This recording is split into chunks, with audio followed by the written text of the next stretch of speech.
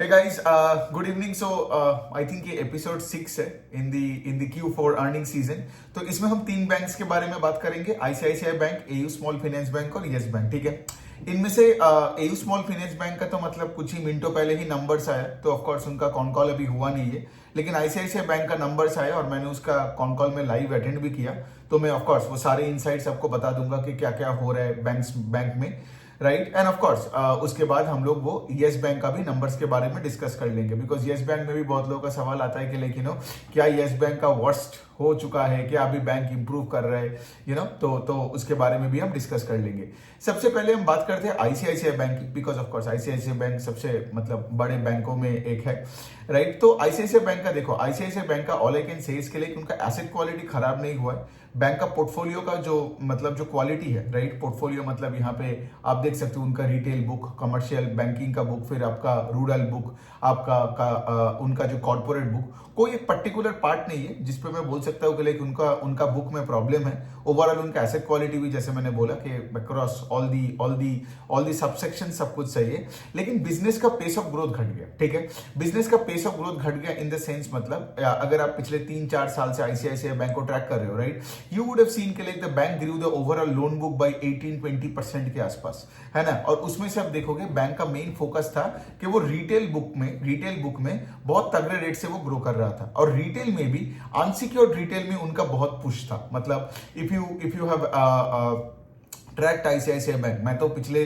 7-8 साल से ट्रैक किए जा रहा हूं, तो इसलिए I can tell you one thing कि इन द लास्ट 3-4 ईयर्स अब आईसीआईसीआई बैंक का जो ग्रोथ आता था वो मेनली अनसिक्योर्ड रिटेल पार्ट में से आता था। मतलब क्या, आपका ये जो पर्सनल लोन, क्रेडिट कार्ड हो जाए, वो जो दो पार्ट ऑफ द बुक था, I think that used to grow at 30-40% से। लेकिन अभी क्या हो रहा है, अभी सिंस ये आरबीआई गाइडलाइंस थोड़ा बहुत बदल दिया है, और आईसीआईसीआई बैंक ने भी पिछले 12 महीने में ये अनसिक्योर्ड रिटेल में बहुत सारे अपना गार्ड रेल्स बनाया और थोड़ा क्रेडिट पैरामीटर्स को और थोड़ा स्ट्रिंजेंट किया। तो यहाँ पे अभी क्या देख रहे हैं कि वहां पे पूरा ग्रोथ ही गायब हो गया। मतलब अगर मैं उनका यहाँ पे नंबर बता दूं तो क्रेडिट कार्ड का भी ग्रोथ है सिर्फ 10-11% से, और पर्सनल लोन का 3-4-5% से। तो इसका क्या बोला मैंने, पहले 30-40% का ग्रोथ का जो दो सेगमेंट था, ये अभी वो 8-10-5-6% से ग्रो कर रहे हैं। तो इसी वजह से क्या हुआ, उनका जो पूरा retail part of the portfolio है उसमें उतना कुछ खास ग्रोथ नहीं आ रहा है। ठीक है, दूसरे साइड में आपको तो पता ही होगा कि एक ऑटो सेक्टर में अभी पूरा एकदम एक पीरियड चल रहा है डोमेस्टिक मार्केट में, वेदर वो कमर्शियल व्हीकल हो या आपका पैसेंजर व्हीकल हो, इवन टू व्हीलर्स का भी उतना वॉल्यूम ग्रोथ दिख नहीं रहा है। तो यहाँ पे क्या हुआ, इनका जो ऑटो बुक है उसमें भी कुछ सिंगल डिजिट का कुछ ग्रोथ आया, तो और मॉर्गेज का बुक में भी उनका कुछ I think low double digit का कुछ ग्रोथ है। मॉर्गेज मतलब यहाँ पे होम लोन्स का बात कर रहा हूँ। तो टोटल मिला के इनका रिटेल बुक में उतना ग्रोथ नहीं है जिस पेस से वो रिटेल बुक पहले ग्रो करता था। ठीक है, तो ये हो गया बात। तो इसलिए मैंने क्या बोला कि अभी आईसीआईसीआई बैंक का पेस ऑफ ग्रोथ घट गया, और कोई भी बिजनेस का अगर पेस ऑफ ग्रोथ घटता है ना, तो उसका स्टॉक मतलब चलता है, लेकिन मतलब उस पेस से नहीं चलता है जिस पेस से पहले चलता था, जब लेट से वो बैंक 18-20% से अपने लोन बुक को ग्रो करता था और अपना credit card and personal loan को मतलब 30-40% से बढ़ा रहा था। सो बेसिकली अभी क्या है, अभी देखिए, तो जैसे मैंने बोला कि इनका 13-14% का भी ओवरऑल लोन बुक ग्रो कर रहा है। इनका अगर मैं ऑपरेटिंग प्रॉफिट्स का भी बोलूं तो वही 15-16-17% से इनका ऑपरेटिंग प्रॉफिट्स ग्रो कर रहा है। पहले इनका operating profits used to grow at a much faster pace, right. इनका ईपीएस भी आई थिंक कुछ 15-16% से ग्रो किया। सो बेसिकली क्या है, नाउ आईसीआईसीआई बिकम्स अ 15%, 13-14-15% का एक ग्रोथ इंजन। जैसे अगर देखिए अब आईसीआईसीआई बैंक का मैनेजमेंट कॉन कॉल में कोई गाइडेंस देता नहीं है। ठीक है, उन्होंने सिर्फ एक ही चीज बता दिया कि हर चीजों को हम ग्रो करेंगे एंड एवरीथिंग, बट वही है, मतलब कुछ एनालिस्ट उन लोगों को मतलब मैनेजमेंट को ग्रिल भी किया, ये पूछ के लिए बता दो आपके पर्सनल लोन पोर्टफोलियो में कुछ प्रॉब्लम हो रहा है कि नहीं। मतलब नहीं तो आप सोचिए ना, कोई भी एक पर्टिकुलर सेगमेंट में आपका पेस ऑफ बुक ग्रोथ इतना तभी घटता है जब उसमें कुछ प्रॉब्लम दिखता है। लेकिन मैनेजमेंट का कहना था कि लिए कुछ प्रॉब्लम्स है नहीं, हमने अपने क्रेडिट असेसमेंट को और स्ट्रिंजेंट बना दिया है। ठीक है, इसी वजह से पेस ऑफ ग्रोथ थोड़ा घट गया, लेकिन ग्रोथ चलती रहेगी। ठीक है, तो ये हो गया एक बात। दूसरा पॉइंट ये भी है कि लाइक सिंस वो गाइडेंस नहीं देता है, लेकिन आप सोचिए ना, इवन आईसीआईसीआई बैंक का भी जो लोन बुक हो चुका है, आगे जाके इन FY26 also you can expect 15-16% का लोन बुक इंक्रीज। जैसे एचडीएफसी बैंक का मैनेजमेंट ने तो मतलब घुमा के बता ही दिया कि वो अगले साल FY26 ओवर 25 में कुछ 12-13% के आसपास से ग्रो करेगा, मतलब द लोन बुक को। और आईसीआईसीआई बैंक का पकड़ लो 15-16% से ग्रो करेगा। तो यहाँ पे अगर मैं एचडीएफसी आईसीआईसीआई का कंपैरिजन करूं तो मुझे आईसीआईसीआई स्टिल बेटर लगता है, बिकॉज यहाँ पे इनका net interest margin for ICICI bank at least वो मेंटेन्ड है, आई थिंक 4.2-4.3% से। एचडीएफसी बैंक का जैसे मैं बार बार बोलता हूँ, आज सुबह वाला वीडियो में भी मैंने वही समझाया कि उनका नेट इंटरेस्ट मार्जिन क्यों घट गया, 4 से 3.5% के नीचे क्यों आ गया, because of course after the merger, right, क्योंकि वो एक लो यील्डिंग जो बुक था उनका, जो होम लोन्स का एचडीएफसी लिमिटेड का, वो ऐड होने के बाद, राइट। लेकिन आईसीआईसीआई बैंक का वही है, उनका आरओई का number is higher than HDFC bank और उनका निम्स भी हायर देन एचडीएफसी बैंक है।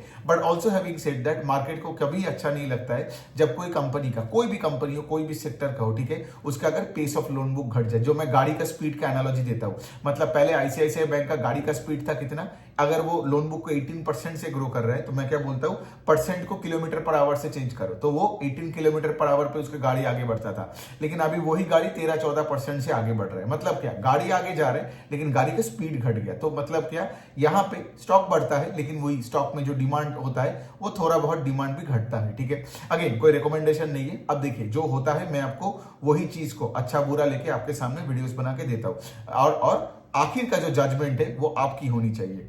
सो आई गेस यही है आईसीआईसीआई बैंक का। तो सब कुछ ठीक है, उनका भी मतलब वही है, बिजनेस बैंकिंग में बहुत फोकस है, बिजनेस बैंकिंग में बहुत ग्रोथ वगैरह आ रहा है, मतलब छोटे मोटे ये एसएमईज को and mid size and large size SMEs को। लेकिन बड़े कॉर्पोरेट्स में भी उनका प्राइसिंग का, जो एचडीएफसी बैंक का मैनेजमेंट ने भी बताया कि बड़े कॉर्पोरेट्स और बड़े एसएमई में क्या हो रहा है, इतना कॉम्पिटिशन बढ़ गया है कि वहां पे मतलब लोन, मतलब अगर आप दोगे भी तो इट्स नॉट आरओई एक्रेटिव और ROA accretive for the share holders. लेकिन एक बात है, जैसे मैं बोल रहा हूं, पेस ऑफ लोन बुक घट सकता है।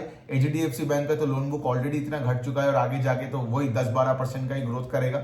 लेकिन ICICI Bank and HDFC bank का एसेट क्वालिटी में कोई प्रॉब्लम नहीं है, ठीक है। लेकिन वही है, ग्रोथ की इश्यू है। तो अगर आप ग्रोथ इन्वेस्टर हो, जो होनी चाहिए, राइट, मार्केट में आपको तो ग्रोथ के लिए आना चाहिए। सो जनरली कोई भी बैंक या कोई भी कंपनी हो जो ये 8-10-12-14% का ग्रोथ का बात करता है, वैसा परफॉर्म करता है, उससे मैं उतना इंटरेस्टेड नहीं रहता हूं। अब दूसरा हम बात करते हैं दूसरे बैंक के बारे में, AU small finance bank. AU small finance bank I guess universal bank बन जाएगा, आई थिंक इसी साल को ही। अभी वो आरबीआई में उनका वो प्रोसेस वगैरह चल रहा है, उन्होंने ऑलरेडी एप्लीकेशन दे चुका है।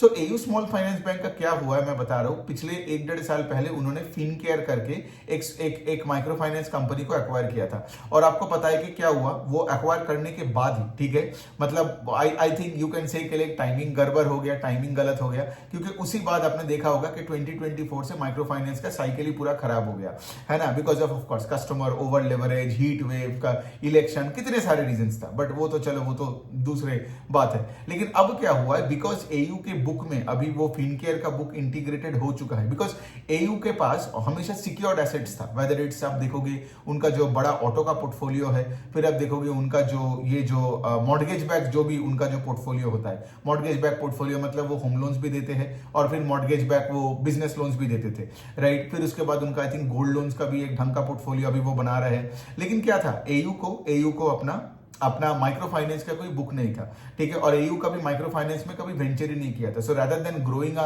एमएफआई बुक ऑर्गेनिकली, उन्होंने फिनकेयर को एक्वायर किया था कुछ 1.5 साल पहले।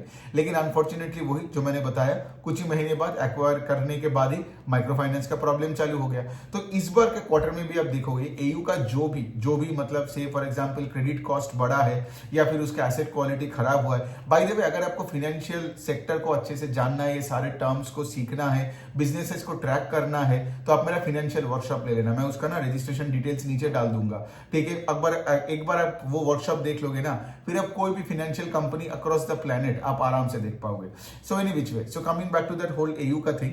सो अभी क्या हुआ है, वो सिंस माइक्रो फाइनेंस में प्रेशर पड़ रहा है, ठीक है, तो इसी वजह से क्या हुआ, इसी वजह से उनका क्रेडिट कॉस्ट यहां पे बढ़ गया, इसी वजह से उनका आरओई का नंबर पे यहां पे इफेक्ट हुआ। आप देखोगे एयू का आरओई का number is in a downward trajectory, ठीक है। तो आप सोचिए ना, जितना आपका क्रेडिट कॉस्ट बढ़ेगा उतना ज्यादा आपको प्रोविजन करना पड़ेगा, मतलब आपका उतना इनकम में हिट होगा, इनकम के ग्रोथ पे, नेट इनकम के ग्रोथ पे हिट होगा, मतलब ऑफ कोर्स यहाँ पे आरओई हिट होगा, बिकॉज आरओई का न्यूमरेटर इज नेट इनकम, है ना। तो कोई भी बिजनेस का अगर आरओई नीचे की तरफ जा रहा है ना, मतलब आप देखोगे उस स्टॉक में प्रेशर बनी रहती है, ठीक है। But having said that, although ये माइक्रो फाइनेंस का प्रॉब्लम हुआ, एंड बाय द वे ये जो फिनकेयर जो उनका जो बुक बुक ऐड हुआ, आई think that number is 7 to 8% of AU का टोटल लोन बुक। तो बहुत ज्यादा भी नहीं है लेकिन बहुत छोटा भी लोन बुक का पार्ट नहीं है, ठीक है। 7-8% इज अ डिसेंट अमाउंट, ठीक है। लेकिन हैविंग ऑल्सो सेड दैट, ये देखने के बाद भी एयू का मोटा मोटी नंबर्स खराब नहीं है। मतलब उनका जो FY25 का लोन बुक का ग्रोथ है दैट इज 20-21% से ग्रो किया। And the other impressive part of AU is उनका deposit book grew at a very impressive rate, I think 27-26% से। So AU is doing actually very well in terms of say growing deposit, scaling up the business. उन्होंने पूरा technology का transformation भी मोटा मोटी कर दिया अपने बिजनेस का, ठीक है। लेकिन प्रॉब्लम वही हो रहा है। और एक और चीज है, एक तो माइक्रो फाइनेंस, बिकॉज फिनकेयर को एक्वायर किया तो फिनकेयर का जो बैड एसेट्स है उनको देखना पड़ रहा है अभी। दूसरा, एयू ने भी उनका जो क्रेडिट कार्ड का जो पोर्टफोलियो बनाया उसमें भी अभी थोड़ा बहुत प्रॉब्लम्स दिख रहा है, ठीक है। उसमें भी एलिवेटेड क्रेडिट कॉस्ट आ रहा है। जैसे आईसीआईसीआई बैंक को मैंने बोला, आईसीआईसीआई बैंक भी जैसे क्रेडिट कार्ड का पोर्टफोलियो को कितना रेट से ग्रो किया, अब मैंने बताया ऑलरेडी 11% से। तो यहां एयू क्या कर रहे हैं, उस बुक को थोड़ा बहुत घटाया है इन टर्म्स ऑफ डिसबर्सल का डिग्रोथ हुआ है। सो वही ना, बिकॉज इंडस्ट्री लेवल पे ये अनसिक्योर्ड क्रेडिट पे अभी बहुत सारे प्रेशर पड़ रहा है, वेदर वो आरबीआई से या माइक्रो फाइनेंस में तो वैसे ही प्रॉब्लम चल रहा है। तो ये हो गया एयू का बात। लेकिन फिर भी एज आई टोल्ड यू कि लाइक उनका क्रेडिट कॉस्ट का गाइडेंस था कि 1.6-1.5% और इस बार का नंबर था 1.7%। तो थोड़ा सा गाइडेंस मिस किया, लेकिन फिर भी it's okay, because it's okay and I understand it's business, right. हम वो ऐसे एक क्वांट गाई की तरह तो बिहेव नहीं कर सकते है ना कि 19 से 20 हुआ और हम ऐसे हल्ला मचाते रहेंगे। लेकिन हैविंग सेड दैट, एयू एक अच्छी कंपनी है। उनका ये माइक्रो फाइनेंस का बुक होने के बावजूद भी कंपनी में उतना एसेट क्वालिटी खराब नहीं हुआ। इवन उनका क्वार्टर ऑन क्वार्टर भी आप देखोगे ना, एयू का एसेट क्वालिटी बेटर हुआ है। सो देखिए मार्केट, अब देखिए जो ये माइक्रो फाइनेंस का मैंने बात बोला, ठीक है, ये तो पास्ट की बात है। लेकिन रिसेंटली आप देखोगे पिछले क्वार्टर से मैं कितने सारे वीडियोस बना के आपको यही दिखा रहा था कि हर month on month collection efficiency in the micro finance space is improving. तो यहाँ पे एयू ने वही बताया कि उनका जो मार्च का मंथ था ना, मार्च का मंथ था, collection efficiency in the micro finance का जो डिवीजन है, मतलब ये फिनकेयर वाला, दैट हैज क्रॉस्ड 99%, ठीक है। और कर्नाटका में उनका कोई एक ऑर्डिनेंस का एक इशू चल रहा था, राइट। मतलब वो तो चलो आप मेरे पुराने वीडियोस देख लोगे तो आपको समझ में आ जाएगा कि कर्नाटका गवर्नमेंट ने कैसे एक ऑर्डिनेंस इशू करके वहां पे माइक्रो फाइनेंस सेक्टर में और भी अंधेरा, मतलब अंधेरा नहीं बोलूंगा, इसलिए एक अनसर्टेनिटी ला दिया, ठीक है। लेकिन क्या है, वो होने के बावजूद भी आज सारे कंपनीज, मतलब इंक्लूडिंग एयू, बिकॉज मुझे ये भी देखना था कि लेकिन मंथ ऑन मंथ ये सारे माइक्रो फाइनेंस कंपनीज का कलेक्शन एफिशिएंसी डेटा क्या हो रहा है, उनका पोर्टफोलियो एट रिस्क का परसेंटेज किस तरफ जा रहा है। And I can tell you it's improving, because AU ने भी वही चीज बताया।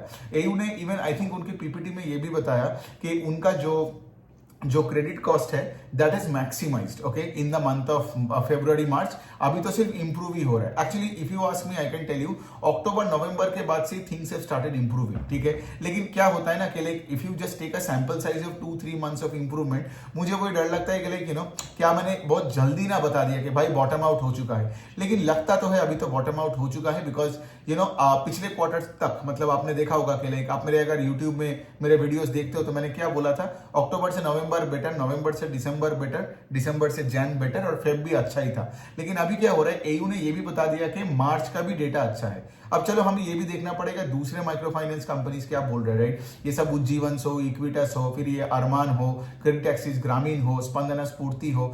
लेकिन मुझे लगता है कि सबका अगर ये सबका कमेंट्री में सब ये बताए ना कि मार्च का महीने भी अच्छा हुआ, देन वी कैन मोटा मोटी कम टू अ कंक्लूजन कि जो माइक्रो फाइनेंस का प्रॉब्लम था ना वो बॉटम आउट हो चुका है, राइट। प्रोबेबली नवंबर दिसंबर में ही वो बॉटम है, बट वही ना, आपको एक बॉटम पता चलता है ओनली इन हाइंडसाइट, राइट। जब वो बॉटम वाला मंथ चलता है तो यू डोंट नो ना, तब तो आपको लगता है कि और भी खराब हो सकता है। बट एनी विच वे, सो ये है एयू का बात। एयू का तो बाकी सब कुछ तो ठीक है, लेकिन वही वाला पॉइंट है, जब तक इनका माइक्रो फाइनेंस बुक में मतलब ग्रोथ नहीं आएगा। एक बात अच्छी है एयू का, अब सोचो जब उन्होंने माइक्रो फाइनेंस बुक को ऐड किया, they added a high yielding book to their existing portfolio ना, because micro finance gives you more yield on loans than any secured MSME lending और let's say gold lending, correct. लेकिन point है कि ये जब problem खत्म हो जाएगा तब क्या होगा, एयू का यहाँ पे मार्जिन्स में और भी एक्सपेंशन मिल सकता है ना, because right now of course इतना माइक्रो फाइनेंस में जब प्रॉब्लम आ रहा था, so they were degrowing the book along with other companies as well.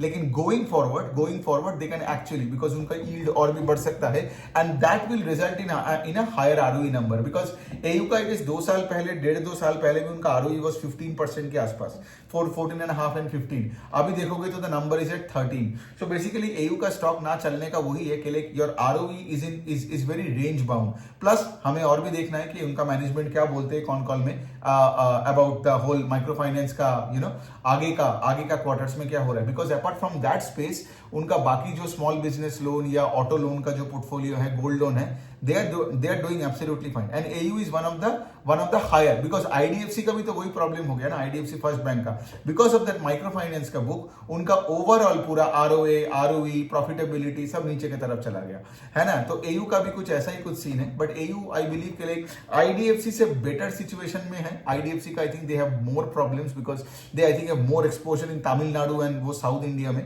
उसमें बहुत सारे प्रॉब्लम्स आए। बट अभी देखना पड़ेगा कि आईडीएफसी का क्या मतलब वैद्यनाथन जी क्या बताते हैं ऑन द होल ट्रेंड। सो यही है, एयू का हो गया, आईसीआईसीआई हो गया। यस बैंक का बात करते हैं। यस बैंक का देखिए, यस बैंक का द थिंग इसके लिए मुझे भी लगता है, देखो यस बैंक तो कभी बंद नहीं होगा, ये तो मतलब गारंटीड हो ही चुका है। Many people and many banks came and invested and saved yes bank, वो सब पीरियड तो हो चुका है। लेकिन पॉइंट क्या है ना कि देखो, एक तो है कि बंद नहीं होना, स्टेबलाइज हो जाना, और दूसरा है कि ग्रोथ फेज में आना। तो यस बैंक का स्टॉक तभी पैसा बनाएगा जब ये ग्रोथ फेज में वापस आता है बिजनेस। तो यहां पे मैं आपको बता दूं, यस बैंक का जो लोन बुक है that grew only 8%। Now that is very disappointing ना, because if you look at ICICI Bank and HDFC Bank and all this AU small finance Bank and all that, they are growing at a faster pace, specially ICICI and AU, right? They are growing at a much faster pace than Yes Bank. और industry credit growth कितना है? 10-12% के ऊपर होगा, और तुम 8% से grow कर रहे हो। सो इसका क्या मतलब कि यहाँ पे ग्रोथ फेज में अभी तक बैंक आया नहीं है। लेकिन क्या था ना, इनका बहुत सारे पीएसएल मतलब प्राइवेट सेक्टर लेंडिंग नॉर्म्स जो ये लोग सेटिस्फाई नहीं कर रहे थे, लेकिन अभी वो सारे पीएसएल नॉर्म्स का जो भी पैसा उनको देना था उन्होंने दे दिया, सब कुछ भरपाई हो चुका है। अभी आई थिंक उनका कोई पीएसएल नॉर्म्स में कोई, I think they have a nil exposure in that. But also having said that, अगर आप देखोगे कि 4-5 साल पहले जाओगे यस बैंक का प्रॉब्लम से पहले, यस बैंक का नेट इंटरेस्ट मार्जिन और निम्स था कुछ 3-3.5% के रेंज में, लेकिन अभी वो कितना है? 2.5-2.6% के रेंज में। आरओए कितना है? 0.5-0.6 के रेंज में। एंड नाउ यहां पे बात आता है कि if you look at the NIM and the ROA trajectory in the last 2-3 quarters, थोड़ा करके इंप्रूव हुआ है, बिकॉज आरओए वाज 0.4%, अभी 0.6% है, निम भी बढ़ रहा है। लेकिन द पॉइंट इसके लिए अगर आपका निम 2.4% है और आपका loan book is growing at 8%, then you still have a lot of work to do. तो जब इसका रिजल्ट आया था तो मैंने तब उस टाइम पे यही बताया था कि I would still stay far away from yes bank, because अभी ये ग्रोथ फेज में आया नहीं है, ठीक है? बिकॉज एक बात है कि लाइक ये डूबेगा नहीं, ये स्टेबलाइज हो चुका है, वो तो चलो सेट है। लेकिन हम स्टॉक मार्केट में जाते हैं तो ऐसा नहीं कि पैसा ना डूबे, हमें पैसा बनानी है, गॉट इट? और उसके लिए Yes bank has to take the NIMs back up to more than 3%, 3% तो लेके ही जाना पड़ेगा। ROA has to be more than 1%, because कोई भी अच्छे बैंक का ना आरओए आप देखोगे 1% के नीचे नहीं होता है। जो भी बैंक्स या कोई भी फाइनेंशियल इंस्टीट्यूशन का आरओए ये 0.5-0.6 होता है ना, मुझे वो डर लगता है, बिकॉज क्या होता है ना, उनके बहुत सारे बैड लोन्स है, कल पता नहीं और क्या निकलने वाले हैं। लेकिन हैविंग सेड दैट, मुझे येस बैंक का ROA I need it to be more than 1%, I need the NIM to be north of 3%, and at least I need the loan book to grow at par with industry credit growth of 12-14% से, है ना? At least HDFC का जो guidance दिया है कि 10-12% से हम ग्रो करेंगे, उससे तो उस रेट से तो ग्रो कर लो, because Yes Bank is a much smaller bank compare to an HDFC bank और State Bank of India. State Bank of India भी 12-13% से ग्रो करता है। So you can not grow at a lower pace than that and expect to make money for share holders in that stock. सो यही हो गया yes Bank का। तो चलिए 3 बैंक हो गया यहाँ पे। एचडीएफसी बैंक मैंने सुबह का वीडियो में किया इन एपिसोड 5, अभी एपिसोड 6 में मैंने ये किया। एक चीज मैं बोल सकता हूँ, सबका एसेट क्वालिटी में उतना कोई प्रॉब्लम नहीं है, और दूसरा चीज वही चीज है कि माइक्रो फाइनेंस का साइकिल भी वापस हो रहा है, राइट? जो भी प्रॉब्लम्स था वो हो चुका है। अब ऑफ कोर्स सामने तो अभी तो बैंकिंग का तो हजारों कंपनीज का रिजल्ट्स, पीपीटी, कॉन कॉल आने वाला है। So I try to do as much as reading as possible, as early as possible, and make those videos on the same day. जैसे मैं 1-2 दिन का गैप तो हो ही जाता है ना, बिकॉज मैं भी एक इंसान हूँ, एक बंदा बैठ के मैं कुछ 150-140 फाइनेंशियल्स को ट्रैक कर रहा हूँ, ठीक है? फिर तो नॉन फाइनेंशियल्स का भी तो नंबर्स आएगा। सो एनीवेज में मजा आता है इस काम में, बिकॉज आप अगर इस तरीके से काम करोगे, रिसर्च करोगे, तभी तो जाके आपको मौका मिलेगा ना कि कहां पैसा लगाओगे या कहां से आप पैसा निकालोगे. So okay, on that note, thank you so much.